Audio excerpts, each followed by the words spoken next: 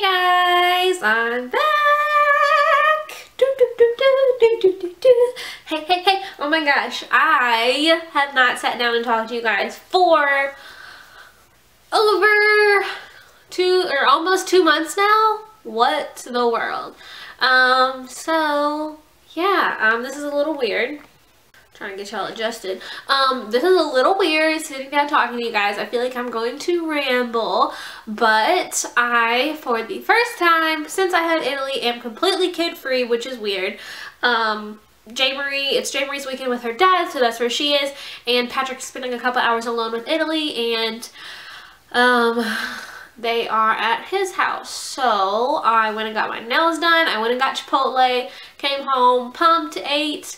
And then I was like, you know what, I really had the time and the motivation to record a video. And to be honest, I really have had the time to do like a sit down recorded video with you guys, but I just haven't really had the motivation to do much besides like, you know, vlog them, just because, you know, when you're a mom, you only have a certain amount of like breaks during the day, and basically it's like when I don't have them, it's like when they're both asleep or J. Marie's gone and Italy's asleep, it's like, okay, am I going to clean up the kitchen? Am I going to feed myself? Or am I going to shower this break? Do you know what I mean? So, and it's really hard for me to just like sit down and talk to you guys when I don't like have the motivation to do it, because then I'm boring and I don't feel like myself. So what I'm going to be doing for you guys is my labor and delivery story. I had originally planned on doing like postpartum updates with you guys, but I mean, I'm already almost 2 months postpartum, and I personally kind of think that those videos are kind of boring, so that's not something that I would really have very much fun recording or whatever for you guys. A lot of you guys have been in contact with me since I had Italy via Instagram and Twitter. If you follow me there, then you probably have already seen that I've already lost, or I already weigh less than I did before I had Italy, and you guys are asking me like what it is that I did and what it is that my secrets were or are, whatever, for my weight loss. And really, I have not done anything besides breastfeed, drink more water, try and eat a little bit better, eat out less, and you know, I have a 2-year-old that I'm chasing around all the time too. So, I mean, I haven't worked out, I haven't done any type of special diet or anything like that.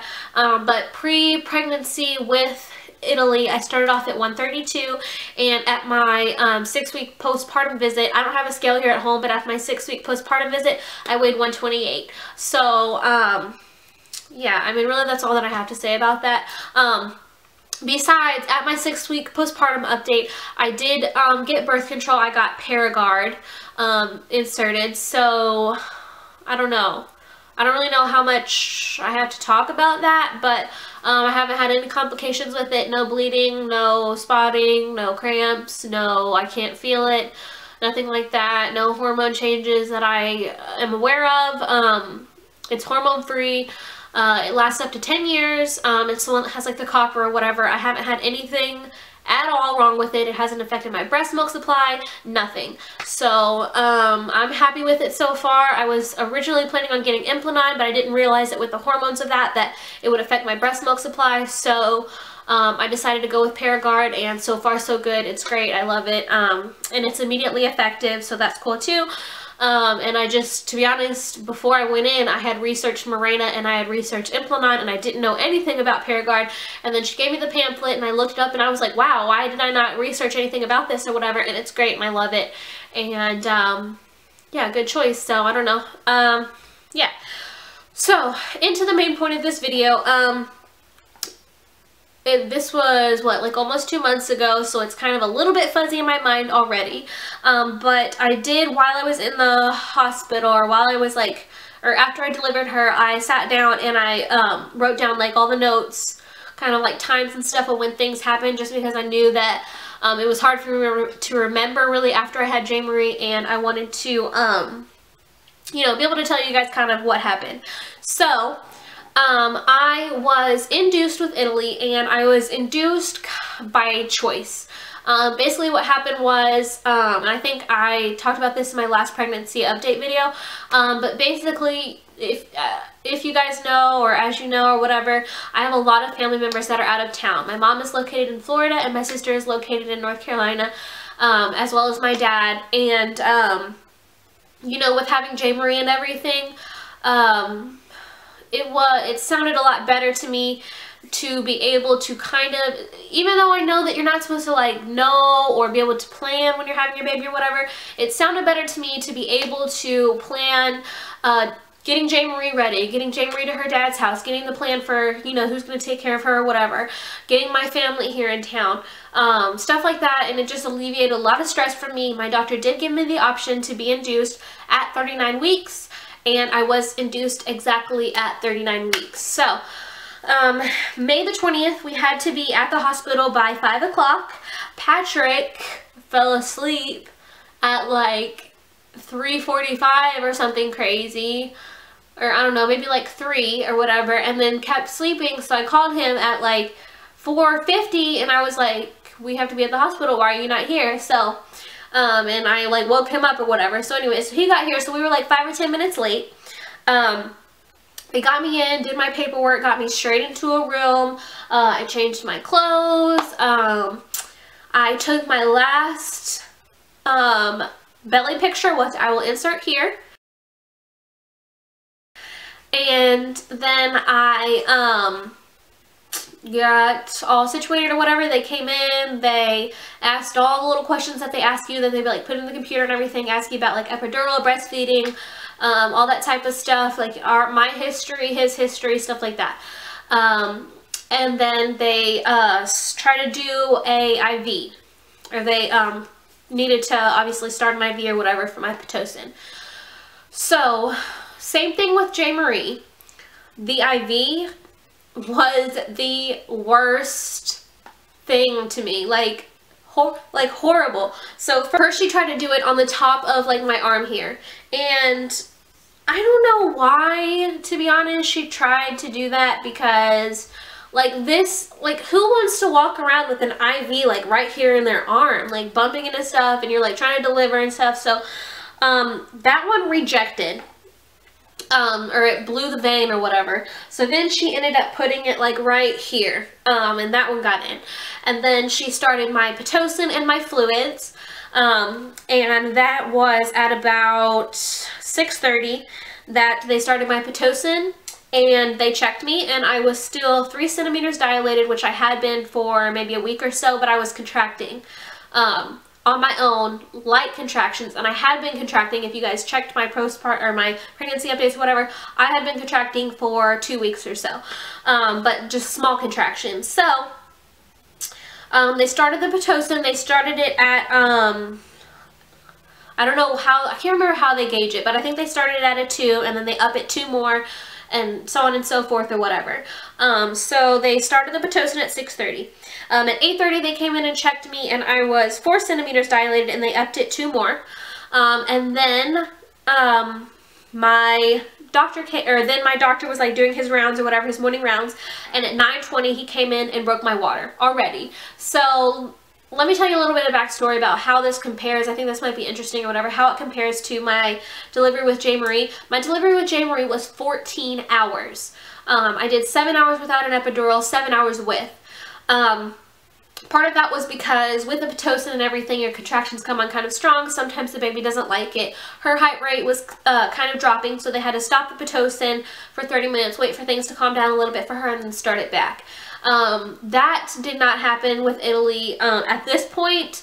I'll get into that, but that is why my delivery or my labor and everything with J. Marie was so much longer.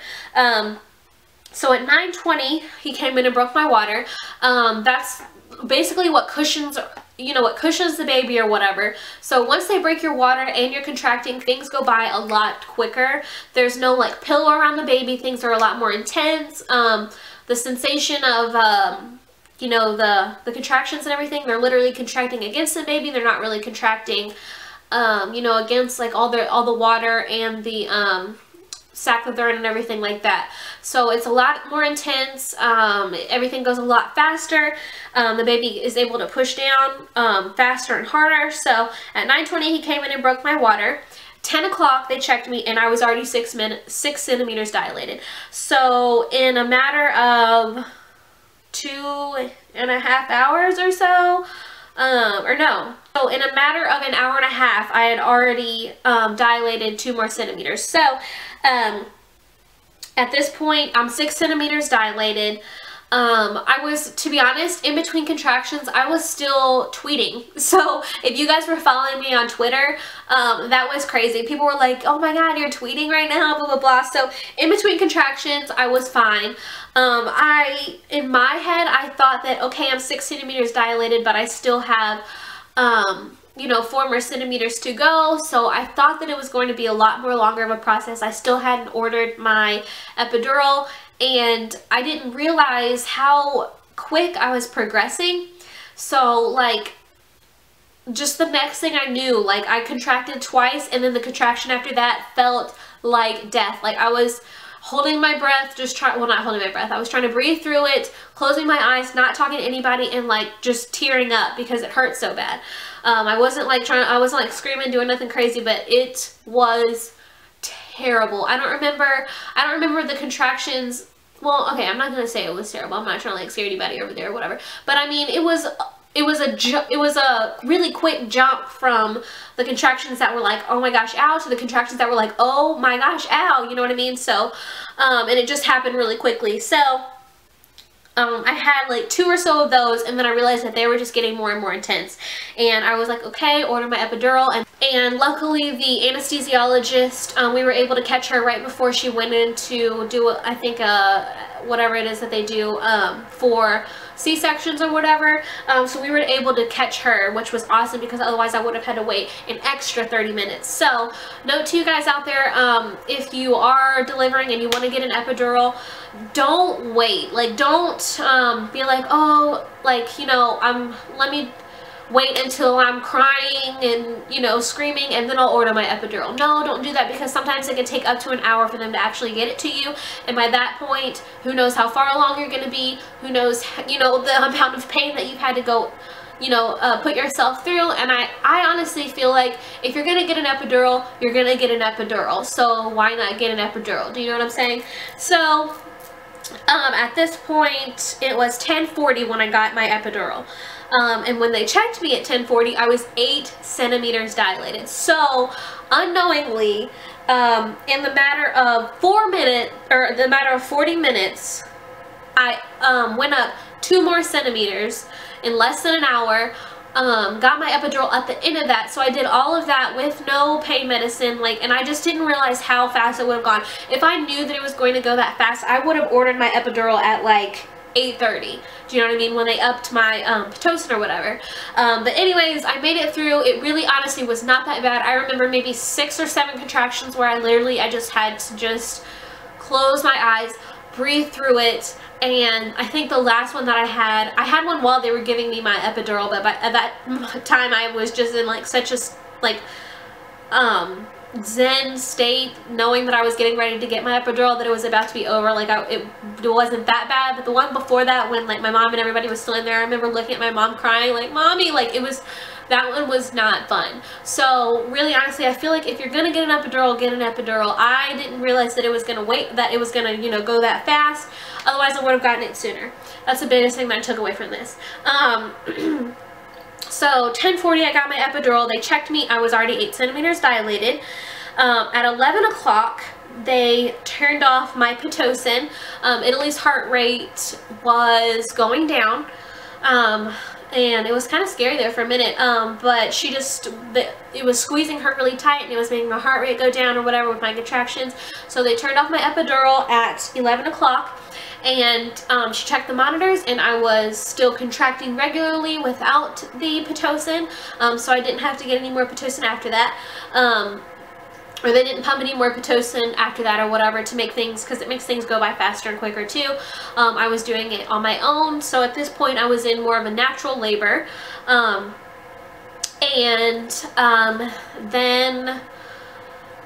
I just remember it was maybe, let's see, they checked me at like 12:30. And I didn't write the rest of this down. So I think they checked me at about 12, before my nurse went to lunch. So maybe like 12:15, 12:10, 12:15. She checked me and I was 9 centimeters. And then my doctor came in at 12:40, and he checked me again, and I was still 9 centimeters, and so then he left, and he was like, well, we'll just wait for her to get back from lunch or whatever, blah, blah, blah. And it was like so casual or whatever. We'll just wait for her to get back from lunch. We'll have her check you again and see where you are, and then they'll call me or whatever, because, you know, it could have taken a whole nother hour and a half for me to get that last centimeter. I remember she got back from lunch, and at this point I'm 9 centimeters, and I just remember this overwhelming sensation of just like nauseous, hot, pain, but not pain. It was the strangest thing, and I remember it with J. Marie too. It was like not pain because I had the epidural, but painful wherever else my body could feel some sort of like pain, because the contractions at this point, you know, once you get to that point where you're 9 to 10 or whatever, everything is just so much more intense. The contractions are huge. And I felt nauseous for some reason, which I didn't have with J. Marie. She gave me like the fast shot thing that they put into your tubing or whatever here to help the nausea. She gave me that, and I remember just closing my eyes, and like I dozed off maybe for like 3 minutes, it felt like, and I woke up to my doctor knocking on the door and him coming in or whatever, and I opened my eyes and I just felt like adrenaline and just like take over my whole entire body. It was adrenaline. And he came in and he was like, all right, well, let's do this. And I was like, oh my God, really? And he came and he checked me, and I was 9.5 centimeters, and he was like, all right, well, we're gonna try and just push through it, basically. And so I wasn't like the full 10 or whatever, but I was 9.5, and I remember that sensation, like, it's really hard to explain, but it was the strangest thing. Like, I literally felt like clothes, like, I don't know, it just felt like something was like around. It was crazy. It was really, really weird. And I think with J. Marie, like, I was just so out of it, and it was my first time having a kid and everything.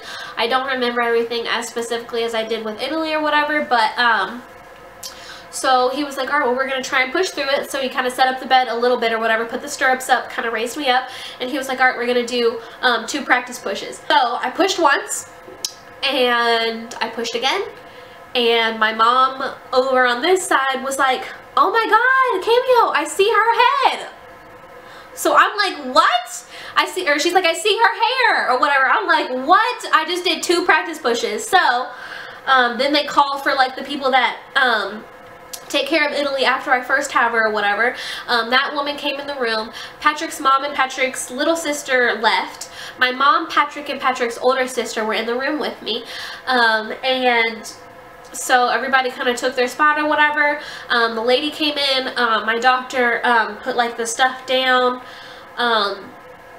like on the floor or whatever, like the water, whatever it is that like catches all the blood and stuff or whatever on the floor. Got himself all set up and ready, and then he was like, all right, let's push. And so I pushed once, and I pushed once, and I pushed, and then I took a short breath and then pushed again.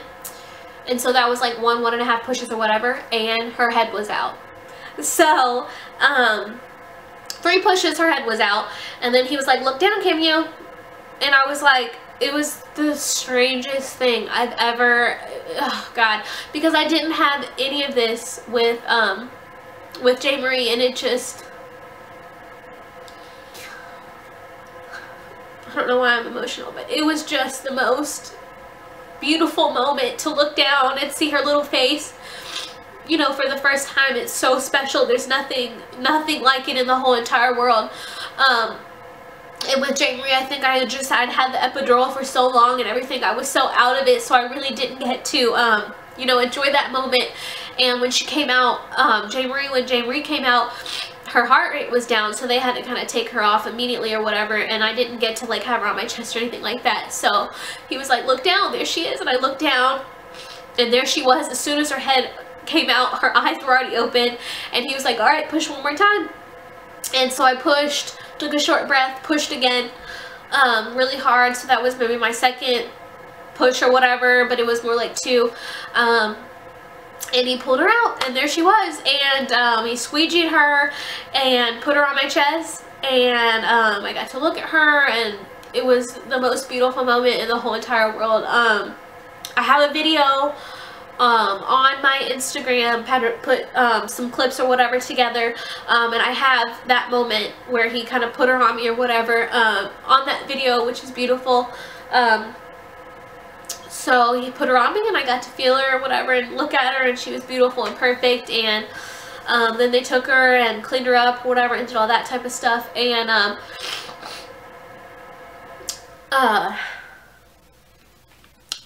okay, get it together.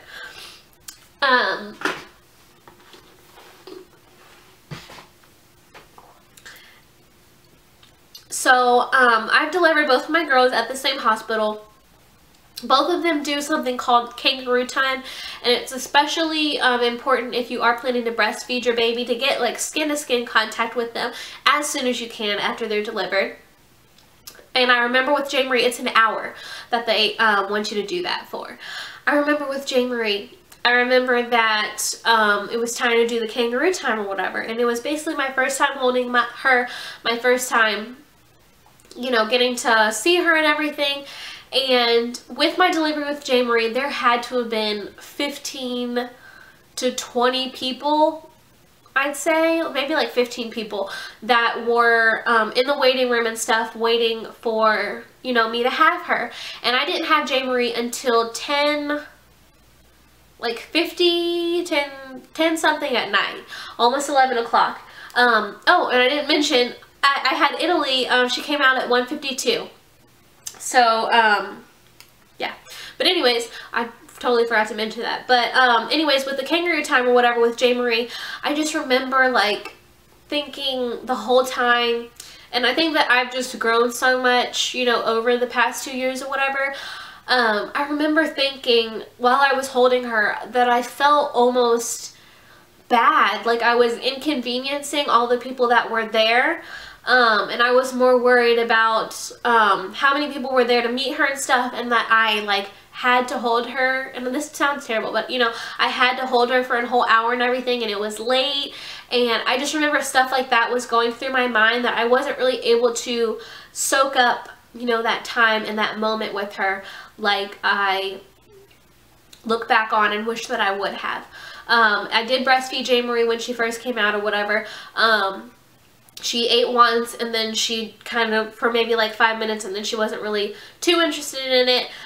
She just kind of wanted to like relax and lay there or whatever. So I just remember, you know, that hour with Jay Marie, I was kind of looking at her and stuff, but people were still coming in and out of the room during that hour, whatever. We're coming in and out of the room. My family members, her dad's family members were coming in and out of the room, and I wanted to acknowledge them and tell them thank you for coming and blah, blah, blah, blah. And they wanted to see her.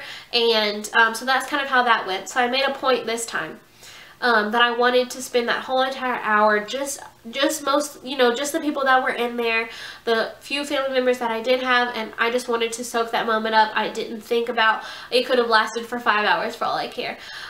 So that was really special. I spent that time just holding her. She breastfed like 4 times in that hour. I'm not even kidding, for like 5 minutes, 5 minutes, 5 minutes, 5 minutes. So, we did that, and it was just beautiful, and there she was. And then if any of you guys are getting induced or have questions about getting induced, what happens after you have the baby or whatever, they go in and you like use the bathroom after like your legs go back to normal if you had an epidural or whatever. So that usually takes like an hour and a half too. And then you go in and you use the bathroom, you put your pad on or whatever, you get to change your dress, and then they will wheel you to your like mother and baby room.